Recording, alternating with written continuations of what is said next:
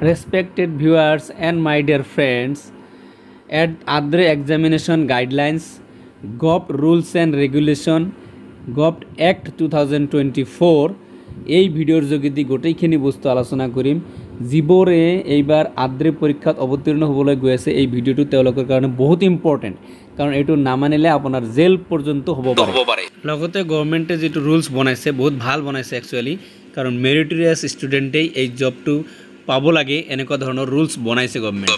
চ' video' শেষলৈকে চাব।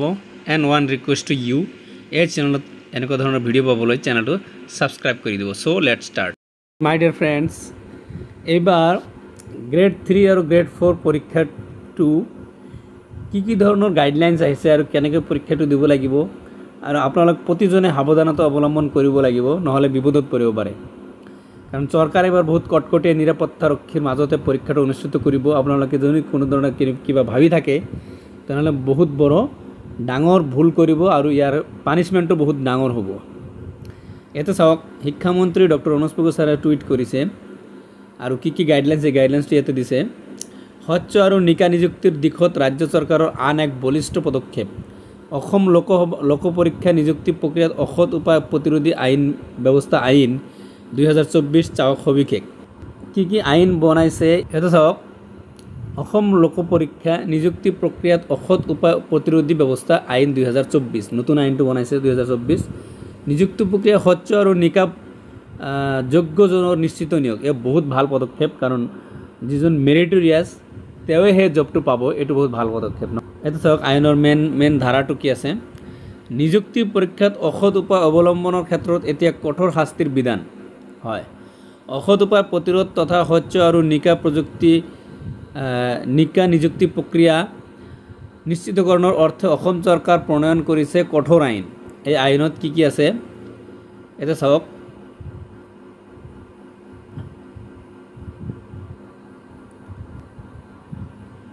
উদ্দেশ্যটো কি? নিয়োগৰ বাবে অনুষ্ঠিত ৰাজ্য চৰকাৰ, স্বায়ত্তশাসিত সংস্থা অথবা কৰ্তৃপক্ষ, পৰিষদ অথবা নিগমৰ অধীনৰ পৰীক্ষাত স্বচ্ছতা নিশ্চিতকৰণ।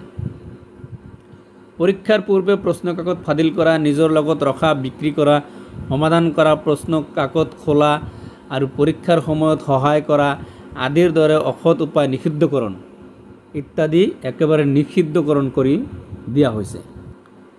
নেক্সট আছে পৰীক্ষা প্ৰক্ৰিয়া পৰিচালনাৰ ক্ষেত্ৰত স্বচ্ছতা তথা নিৰপেক্ষতাৰ প্ৰতিশ্ৰুতি। প্ৰশ্ন কাকত সম্পৰ্কীয় গোপন তথ্যৰ প্ৰচাৰ প্ৰতিৰোধ।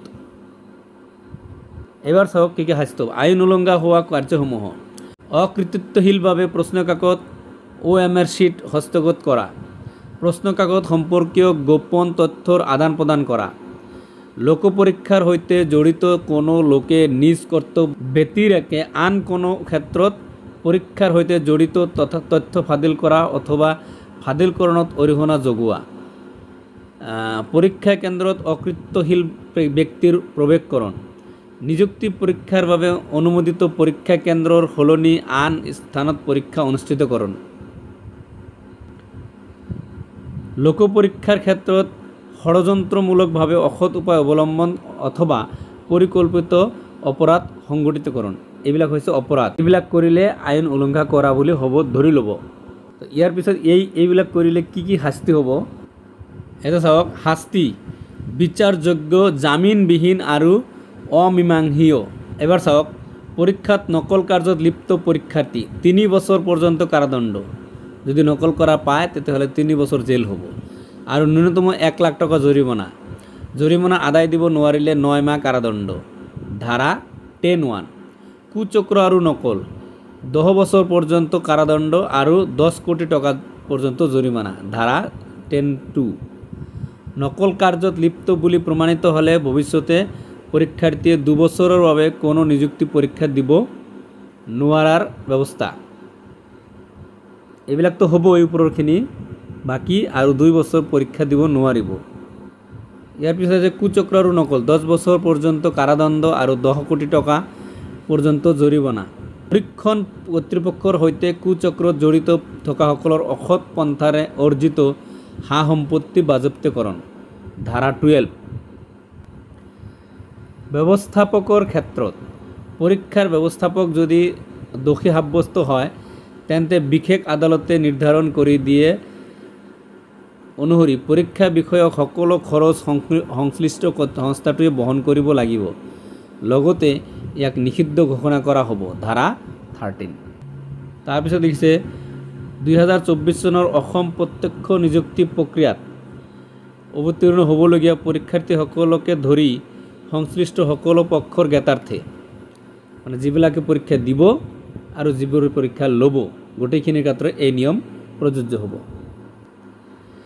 নেক্সট আছে পৰীক্ষাগৃহত অসৎ উপায় অৱলম্বন নাইবা পৰীক্ষা বিধি উলংঘনৰ বাবে অসম লোক পৰীক্ষা নিযুক্তি প্ৰক্ৰিয়াত অসৎ উপায় প্ৰতিৰোধী ব্যৱস্থা আইন 2024ৰ অধীনত 10 বছৰ পৰ্যন্ত কাৰাদণ্ডৰ লগতে 10 কোটি টকা পৰ্যন্ত জৰিমনা বিহা হ'ব পাৰে।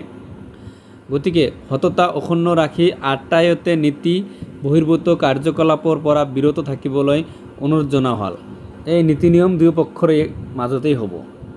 সো গতিকে এইবাৰ যিবোৰ প্ৰাৰ্থীয়ে পৰীক্ষাত অৱতীৰ্ণ হ'ব আপোনালোকে অতি সাৱধানে পৰীক্ষাটো দিব আৰু নিজৰ মেৰিটৰ দ্বাৰা পৰীক্ষাটো দিয়াৰ কাৰণে চেষ্টা কৰক। কোনো ধৰণৰ কুচক্ৰৰ লগত আপোনালোকে যাতে জড়িত নহয় আৰু গভৰ্ণমেণ্টৰ এই পদক্ষেপ অতি প্ৰশংসনীয় কাৰণ বহুত মেৰিটৰিয়াছ ল'ৰা ছোৱালীয়ে এই ক্ষেত্ৰত জবটো আগতীয়া পাব। গ্ৰেড 3 পৰীক্ষাৰ্থীসকলৰ বাবে গাইডলাইন্স আপোনালোকৰ এডমিট কাৰ্ডতে আছে, তথাপি মই ভাবিলোঁ কৈ দিওঁ কাৰণ আপোনালোকৰ সহজ হ'ব। প্ৰথম কথা হ'ল এই এডমিট কাৰ্ডৰ অবিহনে কোনেও এক্সামিনেশ্যন হলত সোমাব নোৱাৰিব আৰু ইনভিজিলেটৰে যেতিয়া সুধিব তেতিয়া আপোনালোকক এইটো দিব লাগিব। তাৰপিছতো আছে OMR শ্বীটটো যে আপোনালোকে পাব তাত আপোনাৰ ৰোল নাম্বাৰ ফটো আৰু ছিগনেচাৰ কৰাই থাকিব, গতিকে ভুল হোৱাৰ সম্ভাৱনা কম আছে। কিন্তু তথাপি যদি আপুনি ভুল কৰে ছেকেণ্ড টাইম আৰু OMR শ্বীট নাপাব, গতিকে ভালকৈ সুন্দৰকৈ ফিল আপ কৰিব। তাৰপিছত আছে OMR শ্বীটত আপোনালোকৰ সিৰিজ যিটো আপুনি সিৰিজ পাব সেই সিৰিজটো ভালকৈ ফিল আপ কৰিব, ভালকৈ ডাৰ্কেনিং কৰিব আৰু এইটো যদি ভুল হয় তেতিয়াহ'লে আপোনাৰ যিমানে ভাল পৰীক্ষা নিদিয়ক কিয় পৰীক্ষাটো ফেল হ'ব মানে বেয়া হ'ব। আৰু এবাৰ আপোনালোকক 6টা সিৰিজৰ মাজত পৰীক্ষা হ'ব ABCDEF। গতিকে যোনটো সিৰিজ আপোনাৰ ওচৰত আহিব যি কোৱেশ্চন বুকলেট সেই সিৰিজটোৱে আপুনি ডাৰ্কেনিং কৰিব OMR শ্বীটত। তাৰপিছত ইত্যাদি question booklet series, question booklet number, question booklet series এই গোটেইখিনি ভালকৈ ফিল আপ কৰিব OMR শ্বীটত যাতে ডাবল হেণ্ডৰাইটিং নহয়। তাৰপিছত আপোনাক যিটো OMR শ্বীট আৰু কুৱেশ্চন বুকলেট দিব সেইটো যদি ডেমেজড হয়, কোনো ধৰণৰ প্ৰিণ্টিং মিষ্টেক হয় বা মিছপ্ৰিণ্টেড হয় বা ইত্যাদি ইত্যাদি যদি ভাল নহয় তেতিয়াহ'লে উইদিন 5 মিনিটছৰ ভিতৰত আপুনি ৰিপৰ্ট কৰিব লাগিব, নহ'লে কিন্তু সেইটো ঘূৰাই নাপাব। তাৰপিছত কুৱেশ্চন বুকলেট যেটো দিয়া হ'ব কুৱেশ্চন বুকলেটতো আপোনাৰ ৰোল নাম্বাৰটো ভালকৈ লিখিব লাগিব, ক্লিয়াৰ এণ্ড স্পষ্টকৈ। তাৰপিছত আপোনালোকে এক্সামিনেশ্যন হলত যোৱাৰ আগতে আপুনি এটা আইডেণ্টি কাৰ্ড ল'ব লাগিব, যিকোনো এটা, সেই আধাৰ কাৰ্ড হ'ব পাৰে, পেন কাৰ্ড হ'ব পাৰে বা ভোটাৰ বা ড্ৰাইভিং লাইচেন্স ফটো থকা এটা আইডেণ্টিটি ল'ব লাগিব। সেই ফটো আইডেণ্টিটিৰ লগত এডমিট কাৰ্ডৰ লগত আৰু আপোনাৰ বাস্তৱিক ফেচৰ লগত ইনভিজিলেটৰে মিলাব। আৰু আপোনালোকে যে এক্সামিনেশ্যন হলত সোমাব আপোনাক কোনো ধৰণৰ বস্তু ল'ব নিদিব, অকল এডমিট কাৰ্ড আৰু এটা আইডেণ্টিটি কাৰ্ড আৰু ডেবিট কাৰ্ড ক্ৰেডিট কাৰ্ড এইবিলাক ল'ব পাৰিব আৰু অকণমান পইচা ল'ব পাৰিব আৰু একো বস্তু ল'ব নোৱাৰিব। Any kind of electronics gadget prohibited in the examination hall. ইয়াত লিখিছে any book, paper, mobile phones, calculator, electronic gadget যিকোনো ধৰণৰ, ইভেন কি আপোনাৰ ইলেক্ট্ৰনিক ৱাচ বা এনি ৱাচো আপোনাক এলাউ নকৰিব, গতিকে এইবিলাক আপুনি পিন্ধি নাযাব। আৰু এইবিলাক যদি আপুনি লৈ যায় তেনেহ'লে এক্সামিনেশ্যন হলৰ বাহিৰত ৰাখিব লাগিব, সেইটো আপোনাৰ ৰেছপনচিবিলিটি হ'ব। যদি হেৰাই যায় কোনেও আপোনাক দাবী নিদিব।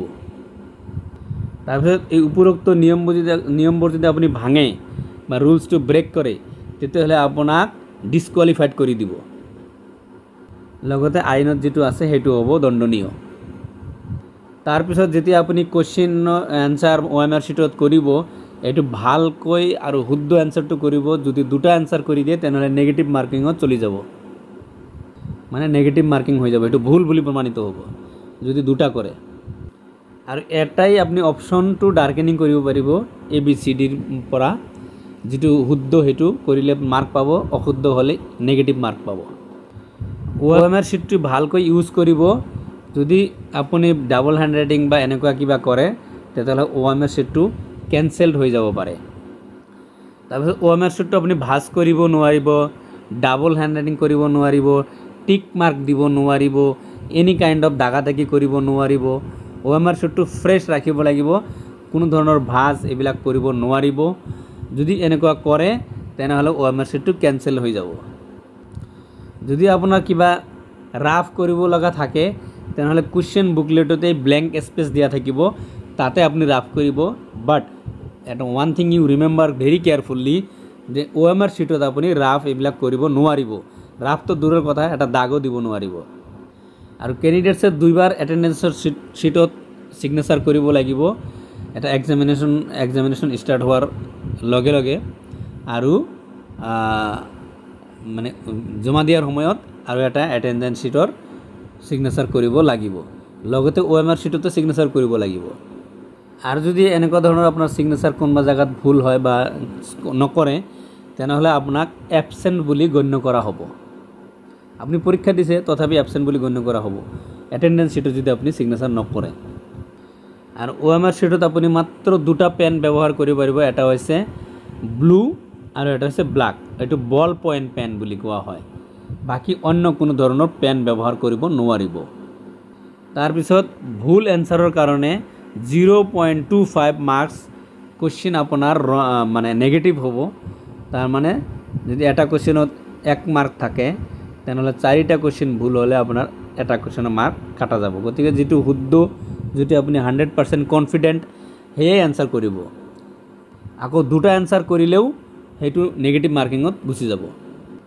তাৰ পিছত কোশ্চেন বুকলেটটো কেইবাটাও ল্যাঙ্গুৱেজৰ ওপৰত কোশ্চেন মানে প্ৰশ্নবিলাক থাকিব উদাহৰণ স্বৰূপে এছামিজ বেঙ্গলী বড়ো হিন্দী ইংলিশ আপোনাৰ যেটো মিডিয়াম বা আপুনি যেটো ভালকৈ বুজে হেতু আপুনি সিলেক্ট কৰি লব বা আপোনাৰ যেটো মিডিয়াম হেতু কৰিব লগতে অন্য ল্যাঙ্গুৱেজৰ যদি কোনবা ভুল থাকে ইংলিশ ল্যাঙ্গুৱেজত থকাটো অথেন্টিক আৰু অথেন্টিক বুলি গণ্য কৰা হ'ব লগতে আপুনি ফৰ্ম ফিলআপৰ সময়ত যদি কোনো ধৰণৰ ইনফৰমেশন ৰং দিছে ইন্টেনশনালি তেতিয়াহলে আপোনাৰ হোল এপ্লিকেশন প্ৰসিডিউৰটো আপোনাৰ ৰিজেকশন হ'ব যেনেকৈ ধৰক এমপ্লয়মেন্ট এক্সচেঞ্জ কাৰ্ড নাম্বাৰ আধাৰ কাৰ্ড নাম্বাৰ এইবিলাক যদি আপুনি ভুল দিছে বা এডুকেশন কোৱালিফিকেশন তেতিয়াহলে আপোনাৰ ক্যান্ডিডেটছৰ ক্যান্সেল হ'ব লগতে PW ক্যান্ডিডেট বিলাকে যি ডকুমেন্টস প্ৰডিউস কৰিছে তাৰ পিছত তাৰ মেডিকেল এক্সামিনেশন হ'ব এনআই সাৰ্টিফিকেট প্ৰডিউস কৰিলে নহব আৰু PW ক্যান্ডিডেট বিলাকৰ যিবিলাক সাৰ্টিফিকেট পাইছে এটো এই গভ নোটিফিকেশনৰ আন্ডাৰত ডিস্ট্ৰিক্ট কমিশনাৰৰ পৰা হ'ব লাগিব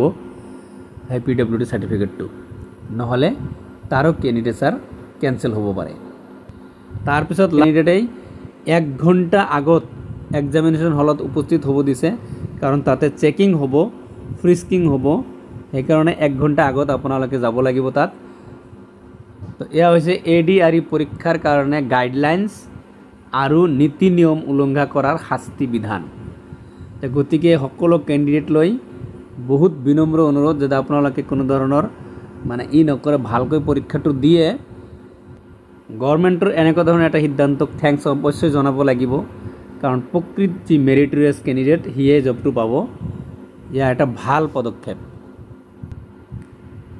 হেকত লাষ্টত সকলোলৈ বেষ্ট অফ লাক থাকিল আপোনালোকে ভালকৈ এক্সামিনেশনটো দিয়ক আৰু যাতে কোৱালিফাই কৰিব পাৰে সো আজিৰ ভিডিওটো চোৱাৰ কাৰণে ধন্যবাদ ভিডিও ভাল লাগিলে শেয়াৰ কৰি দিব শেয়াৰ অৱশ্যই কৰিব কাৰণ প্ৰতিজনে হয়তো বুজাত অকল অসুবিধা পায় এই ভিডিওটো পোৱাৰ পিছত অকমান বুজিবলৈ তাৰ সুবিধা হ'ব অৱশ্যই শেয়াৰ কৰি দিব এণ্ড চেনেলত নতুন হলে সাবস্ক্ৰাইব কৰিবলৈ নাপাহৰিব থ্যাংক ইউ সো মাচ